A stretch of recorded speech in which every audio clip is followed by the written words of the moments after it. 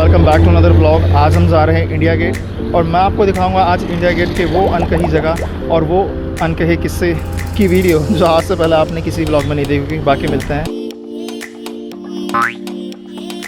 और एक चीज़ और, यहाँ पे आपको बैठने की सुविधा नहीं मिलेगी।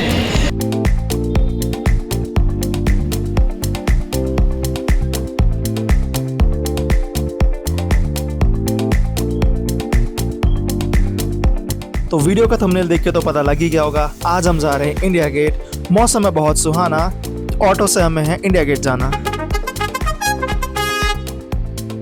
यहाँ से इंडिया गेट का नज़ारा मतलब वाह क्या सीन है, बिल्कुल जैसा मोदी जी ने कहा, वाह क्या सीन है। अगर आप कार, बाइक या ऑटो से आ रहे हो तो आप गूगल मैप फॉलो कर सकते हो, लेकिन अगर आप मेरी तरह मेट्रो से आना पसंद करते हो तो आप नियरेस्ट मेट्रो स्टेशन ले सकते हो, central secretariat on the yellow and violet line।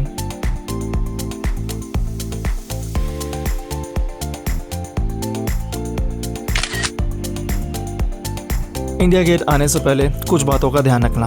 सबसे पहले एक बैग रखना, वो भी हल्का, और हो सके तो अननेसेसरी सामान अवॉइड करना। उसके साथ साथ एक आईडी प्रूफ साथ रख लेना और पानी की बोतल, स्पेशली बिकॉज गर्मी बहुत ज़्यादा पड़ रही है। कंफर्टेबल शूज़ पहनना मत भूलना क्योंकि काफ़ी वॉकिंग हो सकती है। और हाँ, बाहर निकलने से पहले एक बार वेदर ज़रूर चेक कर लेना क्योंकि सनस्क्रीन लगाना भी ज़रूरी है और कैप पहनना भी।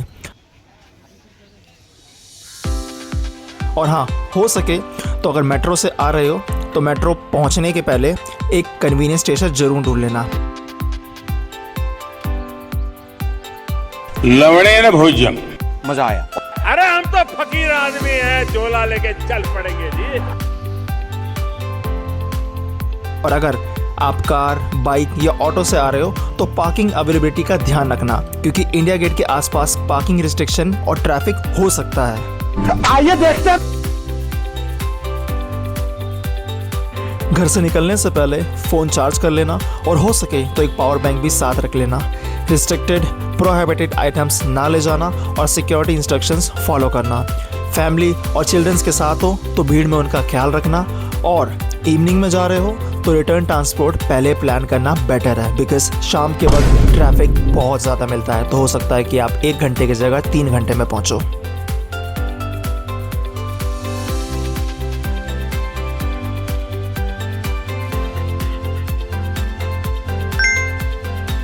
मैं वैसे तो कई बार इंडिया गेट आ चुका हूँ, कभी स्कूल पिकनिक के वक्त और कभी दोस्तों के साथ भी, पर इस जगह को देखना भी एक अलग एडवेंचर लगता था।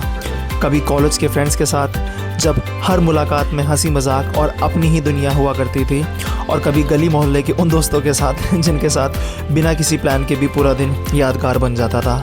और मुझे आज भी अच्छे से याद है, एक बार किसी खास के साथ मैं आया हुआ था।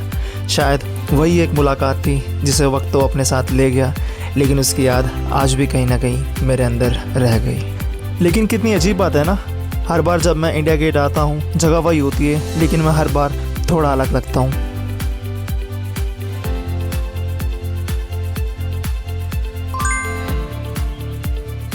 और यह है इंडिया गेट के पास अमर जवान ज्योति, जो कि 1971 के इंडो पाक वॉर के बाद 1972 में स्थापित की गई थी। ये उन सोल्जर्स की याद में थी जिन्होंने देश के लिए सुप्रीम सेक्रीफाइस दिया।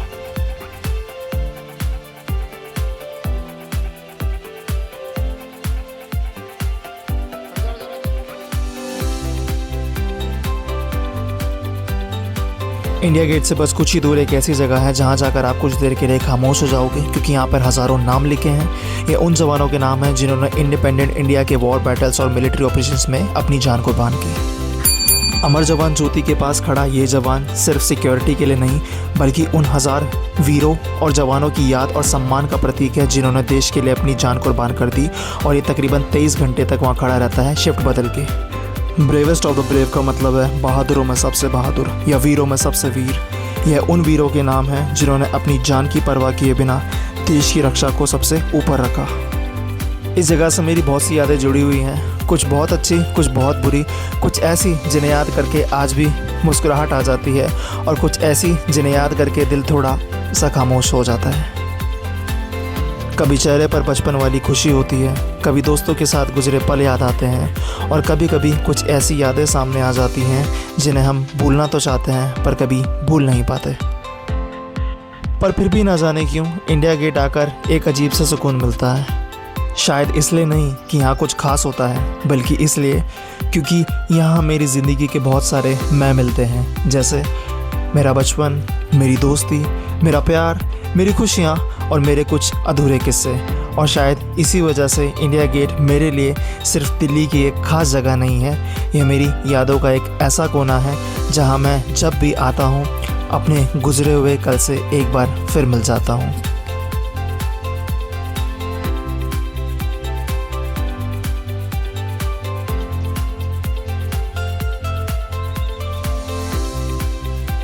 और यह दिल्ली की आन बान और शान, हमारा इंडिया गेट।